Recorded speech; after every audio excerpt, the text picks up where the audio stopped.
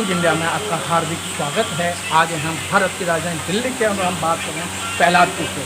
हमारे बीच में ऐसी शख्सियत है कि जो नाम की मोहताज नहीं है, और आप हैं एडवोकेट सिद्धांत जी। सिद्धांत जी पूरे देश के अंदर अपना तफरीह मशहूर है, और इस समय जो वर्तमान सरकार है वो थर्मामीटर लगाकर चेक करती है कि इस समाज के अंदर या भारतवर्ष के अंदर कितना टेम्परेचर हावी है। कैसा देखते हैं आप इस टेम्परेचर को? नहीं, मैं इसको ऐसे देखता हूँ कि एक शब्द है सांप्रदायिक, और सांप्रदायिकता के साथ एक संकीर्णता भी जुड़ी हुई है। तो भारत की जो विरासत है, ये गंगा जमुना जो तहजीब है, और जो भारत एक लोकतांत्रिक देश है, जो लोकतांत्रिक व्यवस्थाएं इस देश में हज़ारों साल में विकसित हुई हैं, और आज़ादी के बाद 70-72 साल में जो लोकतांत्रिक संस्थाओं का विकास हुआ है, लोकतांत्रिक संस्थाओं का जो विकास हुआ है, ये 70-72 साल में जो लोगों को आज़ादी मिली है, अधिकार मिले हैं, और जो समता, समानता और बंधुत्व आया है, समता, मैत्री, भाईचारा आया है, ये इस देश में कुछ लोगों को पसंद नहीं आ रहा है।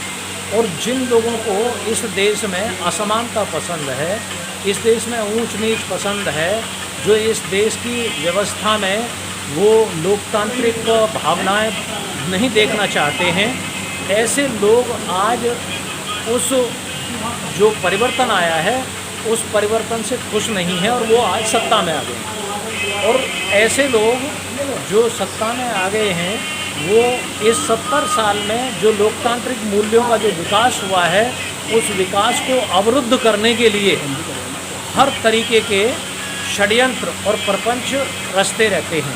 तो ये उसी का परिणाम है कि जब से भारतीय जनता पार्टी सत्ता में आई है, और भारतीय जनता पार्टी में पीछे से जो दिमाग काम कर रहा है, वो इस देश को यथास्थिति में ले जाने के लिए काम कर रहा है।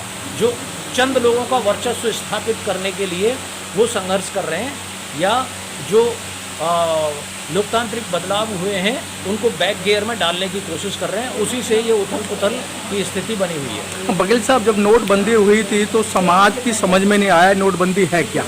उसके बाद में जीएसटी आई तो व्यापारियों को समझ में नहीं आया ये है क्या। किसान बिल लेके आए, किसान त्राही करते रहे, 1 साल 2 महीने तक वो धरना प्रदर्शन करते रहे, उन्हें किसान बिल समझ में नहीं आया सर।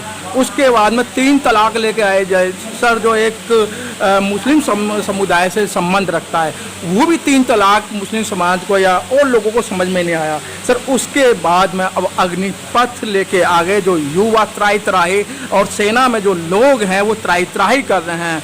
एक 72 साल की उम्र में रिटायर होना नहीं चाहता, और एक 22 साल की उम्र में 4 साल की नौकरी करके उसे रिटायर करना चाहते हैं। तो सर, ये युवाओं के साथ ऐसा खिलवाड़ क्यों? आपने कई प्रश्नों को एक साथ जोड़ दिया। आपने नोटबंदी, जीएसटी, किसान बिल, 3 तलाक का मुद्दा, सर ये समाप्त हो चुके हैं, अब अग्निपथ पे आना है हमने। आपने कई मुद्दे एक साथ जोड़ दिए, और आपने कहा कि ये हमारे समाज में या देश में लोगों को समझ में नहीं आए। इसके पीछे आपको कारण पता होना चाहिए, और कारण जो लोग थोड़ा पैनी नज़र रखते हैं उन्हें कारण मालूम है।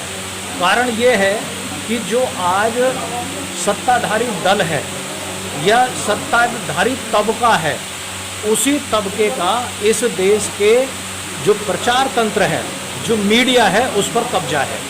तो सरकार जो भी फैसले लेती है, उसकी शुरुआती दौर में तो तीखी प्रतिक्रिया होती है, क्योंकि समाज में जो एक कॉन्शियसनेस डेवलप हुई है, उससे ये पता लग जाता है कि वो फैसले सरकार समाज के हितों के विरुद्ध हैं, वो समाज के हितों के विरुद्ध हैं।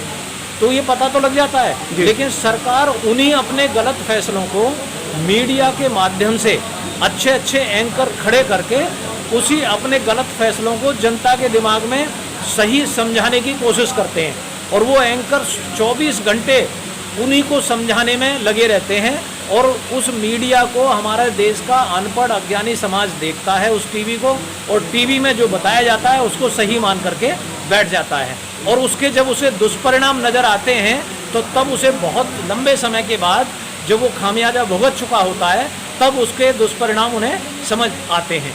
आज जो अग्निपथ है, भाई अग्निपथ क्या है? ये सीधी सी बात है कि एक सैनिक समस्तीपुर जिला का उस सैनिक को 1 साल की ट्रेनिंग देते हैं आप, या 2 साल की ट्रेनिंग देते हैं, और 1 या 2 साल की ट्रेनिंग देने के बाद उसको शारीरिक तौर पर मजबूत करते हैं, उसे मानसिक तौर पर इस देश की फौजी मेंटलिटी का बनाते हैं, और उसे सुरक्षा के कायदे कानून, लड़ाई के कायदे कानून समझाते हैं और उन्हें व्यवहार में ढालते हैं, और उसको फिर ट्रेनिंग दे करके उसे एक बढ़िया सैनिक तैयार किया जाता है साल 2 साल में, और फिर उससे 10 या 15 साल की सेवाएं लेते हैं। 10 या 15 साल या 20 साल की सेवाओं के दौरान में वो अपने देश के लिए मरने मिटने के लिए तैयार रहता है। अब आपने बिल्कुल अधकचरी पॉलिसी, जिसके ऊपर कोई गंभीर चिंतन नहीं किया है, कोई अच्छी सोच नहीं है, आपने कभी उसको गहराई से परखा नहीं है, तो भारतीय सामाजिक परिस्थितियों के विरुद्ध आपने एक पॉलिसी लेकर के आए, जिसमें आप 4 साल के लिए एक नौजवान को भर्ती करेंगे। उस 4 साल के दौरान में आप उसको 6 महीने की ट्रेनिंग देंगे, और 6 महीने की ट्रेनिंग के बाद 3.5 साल का समय बचेगा। 3.5 साल के समय में 6 महीने की उसको छुट्टी भी देंगे आप, 3 साल का समय बचा। अब 3 साल में आप उसे कैसे एक अच्छा सैनिक बना पाएंगे, और कैसे उससे अच्छी सेवाएं ले पाएंगे, और कैसे उसकी देश या समाज के प्रति निष्ठा बढ़ा पाएंगे। वो भी सोचेगा कि यार 3 साल के दौरान में तुझे क्या मिलने वाला है, हैं? तू अपना 3 साल का टाइम पास कर और भाग ले यहाँ से जी, हैं? तो वो अपना 3 साल का टाइम पास करेगा और भाग लेगा वहाँ से, लेकिन वो हथियार की ट्रेनिंग लेकर के आएगा वहाँ से। जब वो हथियार की ट्रेनिंग लेकर के समाज में आएगा और वो बेरोजगार होगा, तो आप समझ सकते हैं कि हथियार की ट्रेनिंग लेकर के एक शिक्षित युवा समाज में बेरोजगार बनेगा, तो उसको कहाँ कहाँ उसका दुरुपयोग किया जा सकता है, हैं? सर अब क्या होगा कि उसको जो आपने समय दिया 4 साल का, उसके ऊपर जो साधन लगाए वो व्यर्थ गए, वो किसी देश के हित में नहीं लगे, और ना ही उस परिवार की, जिस परिवार से वो युवा निकल के जाएगा, उस परिवार की बेरोजगारी भी दूर नहीं हुई। उसको आपने बेरोजगार छोड़ दिया, और बाहर आपके पास रोजगार के इतने अवसर हैं नहीं, तो आप उसको रोजगार कहाँ से देंगे? और क्या समझते हैं कि आप इस दौरान में दूसरे युवा, क्योंकि ये 1.5 अरब की आबादी का देश है, इस 1.5 अरब की आबादी के देश में करोड़ों युवा बाहर रोजगार के लिए इंतजार नहीं कर रहे होंगे क्या? क्या वो पुलिस में भर्ती होने के लिए या दूसरे विभागों में भर्ती होने के लिए तैयारी नहीं कर रहे होंगे? क्या वो विभाग इन्हीं जो सैनिक हैं, जिनको अब आप अग्निवीर कह रहे हैं, क्या इन्हीं के लिए वो इंतजार कर रहे होंगे भर्ती करने के लिए?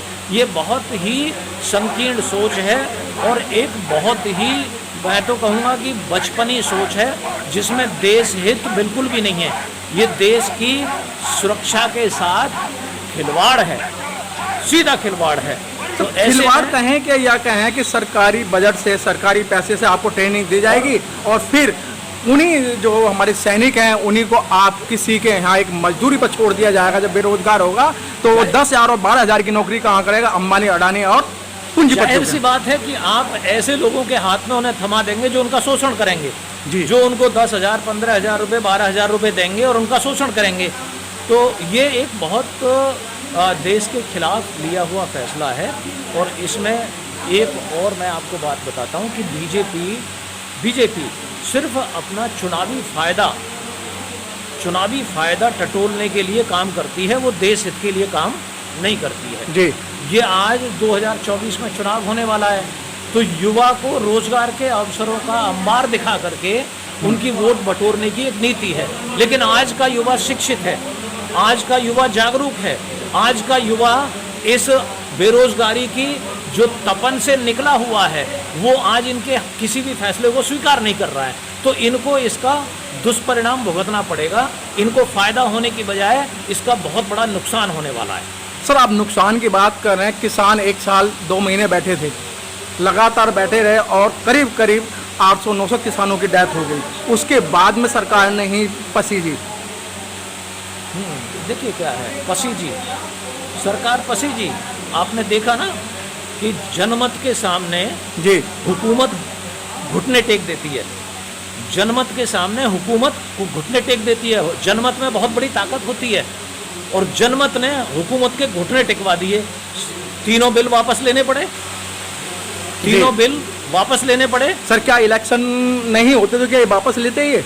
देखिए आप सच्चाई पाइएगा सर, जो हाँ। अभी घुटे नहीं टेके हैं। नहीं, मैं एक सीधी सी बात कह रहा हूँ कि इलेक्शन आने के टाइम पर भी वो जनमत का ही भय था जी कि ये जनमत हमारी सत्ता की कुर्सी को उल्टा कर देगा, ये हमें कुर्सी पे से उतार के नीचे पटक देगा। तो वो जनमत का ही भय था कि हुकूमत को घुटने टेकने पड़े। तो जनमत जब बाहर निकल के आता है तो हुकूमत को उसके लिए सलाम ठोकनी पड़ती है। तो मैं यही कह रहा हूँ कि आज भी जो अग्निवीर का जो फैसला है वो जनमत इसके खिलाफ है, और ये जनमत जैसा उग्र होता चला जा रहा है इस हुकूमत के घुटने टिकवा देगा ये। सर क्या लगता है कि बहुजन समाज के लोगों को ये जो अग्निवीर के जो मसला आया है इसका साथ देना चाहिए या नहीं देना चाहिए?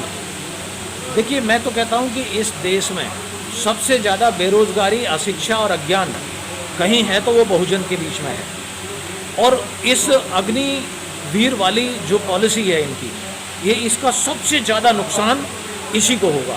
किसको? क्योंकि बहुजन को, क्योंकि बहुजन के पास ज़मीन की ताकत नहीं है, बहुजन के पास उद्योग की ताकत नहीं है, बहुजन के पास अफसरशाही की ताकत नहीं है, बहुजन के पास सत्ता की ताकत सर नहीं है। बहुत अच्छी बात है कि ताकत नहीं है, लेकिन बहुजन के पास में दलालों की ताकत तो है ना सर। नहीं, ये बात मैं बिल्कुल स्पष्ट कर रहा हूँ सर, आज बाबा साहब को टोकरे में रख के बेचने का काम कर रहे हैं। हाँ, इसी बात है। देखिए क्या है कि जब बहुजन की भावनाओं के साथ कोई खिलवाड़ करता है तो बहुजन अपना विकल्प भी तैयार कर लेता है।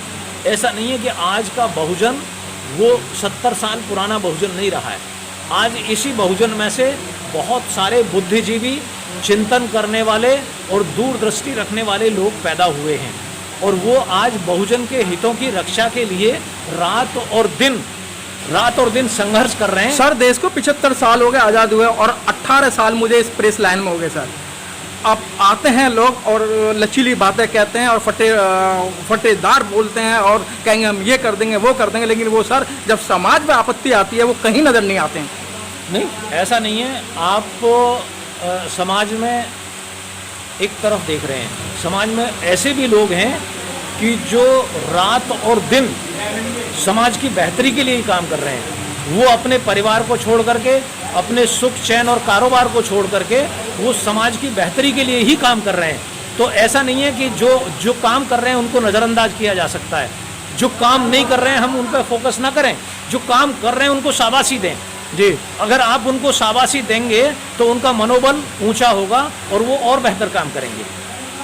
तो क्या लगता है कि सर जिस तरीके से आज पूरे देश के अंदर त्राही त्राही है और जगह जगह ट्रेनें फूकी जा रही हैं, बसें फूकी जा रही हैं, और युवा जो है अब लगा कि भाई हमारा जो है कहीं भी कुछ नहीं, हमारा रोजगार सब छिन गए, आज वो रोड पे आ रहा है।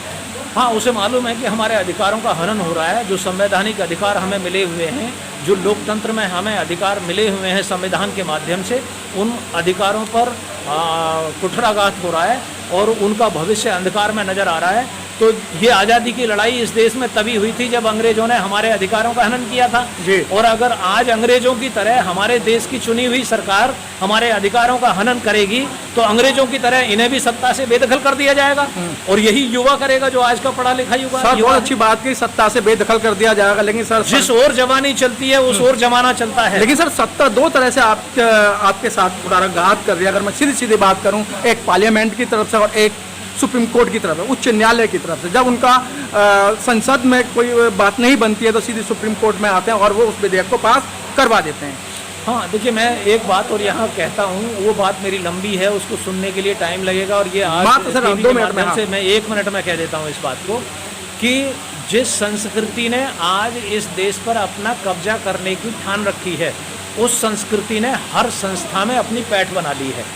चाहे वो न्यायपालिका हो, चाहे कार्यपालिका हो, चाहे विधायिका हो, चाहे प्रेस मीडिया हो, ये लोकतंत्र के 4 स्तंभ हैं। चारों स्तंभों में उस संस्कृति ने अपनी मजबूत पैठ बना ली है, और वो उस संस्कृति को मजबूत करने के लिए मीन्स वो संस्कृति कुछ भी नहीं है, वो कुछ तबकों के हितों को सुरक्षित करने की एक नीति है।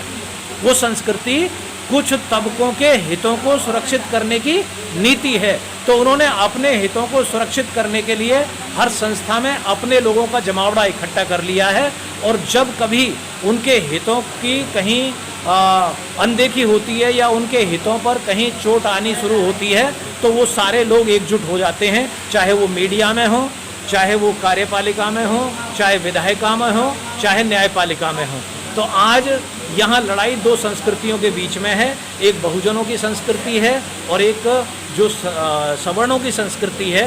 सवर्णों की संस्कृति को हमें आज मजबूती के साथ उसका मुकाबला करना पड़ेगा और इन्हीं चारों स्तंभों में, लोकतंत्र के चारों स्तंभों में बहुजनों को उचित प्रतिनिधित्व जब तक नहीं मिलेगा, जब तक यहाँ न्याय व्यवस्था अच्छा काम नहीं करेगी। सर, चलते चलते आपको लाखों लोग देख रहे हैं, आपको इंडिया में विदेश भी देख रहा है, तो जो इस समय देश में चल रहा है, तो आप युवा को क्या आश्वासन देना चाहते हैं, क्योंकि आप एक वरिष्ठ अधिवक्ता हैं? देखिए, युवाओं को मैं एक आश्वासन नहीं, मैं उनका आह्वान भी करूंगा कि जब समय पुकार करे कि कहीं लोकतंत्र को यहाँ खतरा है या संविधान को खतरा है और संविधान उनके अधिकारों की सुरक्षा की गारंटी है, तो संविधान की रक्षा के लिए, लोकतंत्र की रक्षा के लिए और अपने अधिकारों की रक्षा के लिए इस देश के युवा को ही नहीं, हर नागरिक को जो पढ़ा लिखा है, जो व्यवस्था को समझ चुका है, उसको आंदोलित हो जाना चाहिए और उस क्षण तक आंदोलन करना चाहिए कि जब तक दमनकारी शक्तियां सत्ता से बेदखल न कर दी जाएं। धन्यवाद सर। धन्यवाद। Thank you.